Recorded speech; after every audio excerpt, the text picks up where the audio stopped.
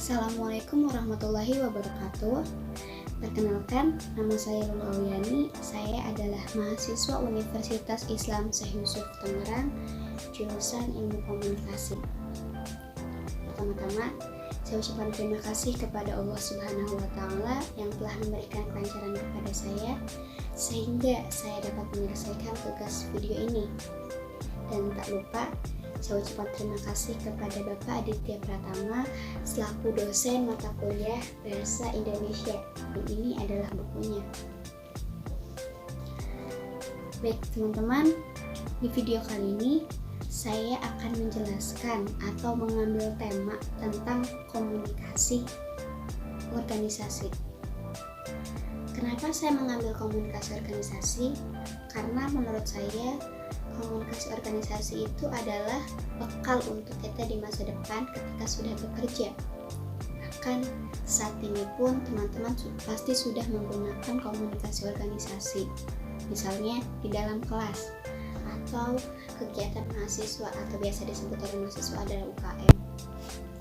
Baik teman-teman, kita langsung saja ke materinya.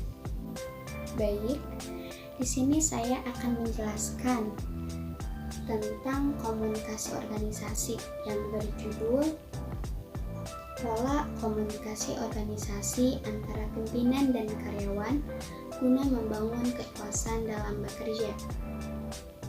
Sebelumnya, teman-teman sudah tahu belum apa itu komunikasi organisasi? Baiklah, komunikasi adalah aktivitas yang melekat dalam kehidupan manusia, baik sebagai individu maupun hubungannya dengan manusia lain. Sedangkan organisasi berasal dari bahasa Latin organizer yang memiliki arti paduan atau bagian-bagian yang satu sama lainnya saling bergantungan. Komunikasi organisasi adalah proses menciptakan dan saling menukar pesan dalam satu jaringan hubungan yang saling tergantung satu sama lain untuk mengatasi lingkungan yang tidak pasti atau yang selalu berubah-ubah. Jadi teman-teman, komunikasi itu tidak hanya pada hubungan individu yang satu atau dengan individu yang lainnya saja, tetapi komunikasi sangat penting bagi individu dalam organisasi sebagai pimpinan dan karyawan. Dengan menggunakan teknik berkomunikasi yang baik, akan memudahkan pimpinan dan karyawannya untuk mencapai tujuan perusahaan. Karena keberhasilan perusahaan dalam mencapai tujuan bukan hanya karena masalah keuangan saja atau sarana dan prasarana semata, tapi sangat tergantung pada komunikasi yang digunakan untuk kepemimpinan perusahaan guna menggabungkan aktivitas hubungan yang terlibat dalam perusahaan.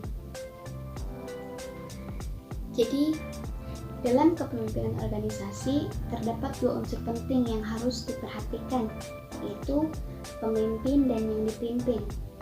Proses komunikasi keduanya menentukan keberlangsungan hidup suatu kelompok organisasi. Dan di antara kedua belah pihak tersebut harus ada two-way communication atau komunikasi dua arah. Dengan kata lain, komunikasi timbal balik.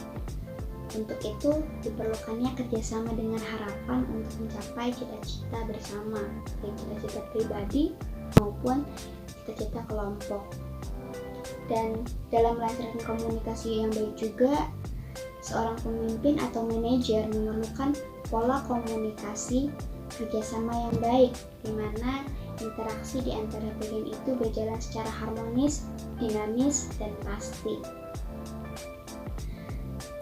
Teman-teman, perlu kita ketahui, Tuhan memberikan manusia akal dan kepandaian dengan berbicara untuk berkomunikasi dengan lainnya.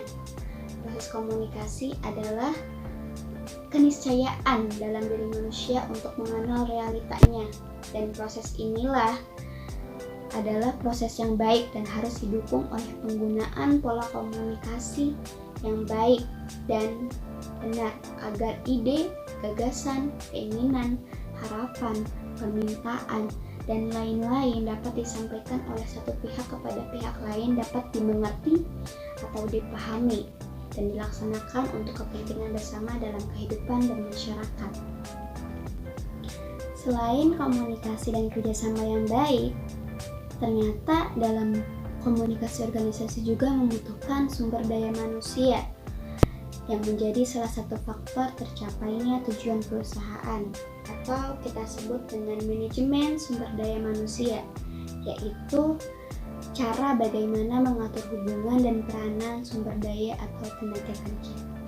Ternyata teman-teman, manajemen sumber daya itu didasari pada suatu konsep bahwa setiap karyawan adalah manusia, bukan mesin dan bukan semata-mata menjadi sumber daya bisnis saja.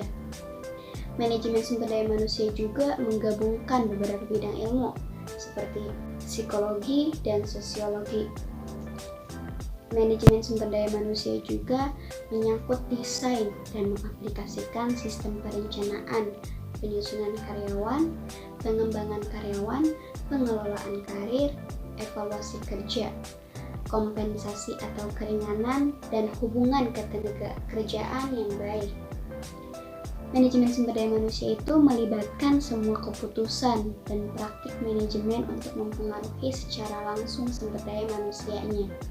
Dan untuk meningkatkan daya saing, perusahaan harus berupaya untuk meningkatkan kinerja SDM dengan meningkatkan keahlian dan keterampilan untuk mempersiapkan SDM dalam promosi jabatan maupun pemecahan masalah.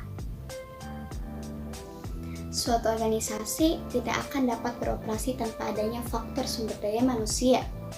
Oleh karena itu, diperlukan suatu strategi yang berkaitan dengan sumber daya manusia, sehingga dapat menentukan bakat dan keahlian yang disesuaikan dengan kebutuhan operasional yang tersedia dalam organisasi.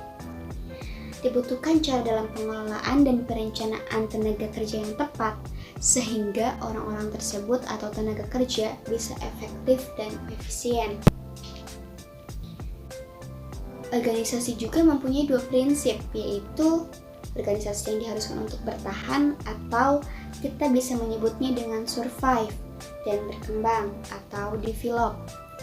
Dalam organisasi manapun tidak akan bertahan lama jika di dalamnya tidak terjadi komunikasi yang baik antara pimpinan dan karyawan ataupun sebaliknya. Karena hubungan yang baik di antara karyawan disebabkan oleh komunikasi timbal balik yang baik. Dan demikian pula interaksi antara pimpinan organisasi, apakah manajer tingkat tinggi atau top manager, atau manajer tingkat menengah, atau disebut dengan middle manager dengan halayak luar organisasi.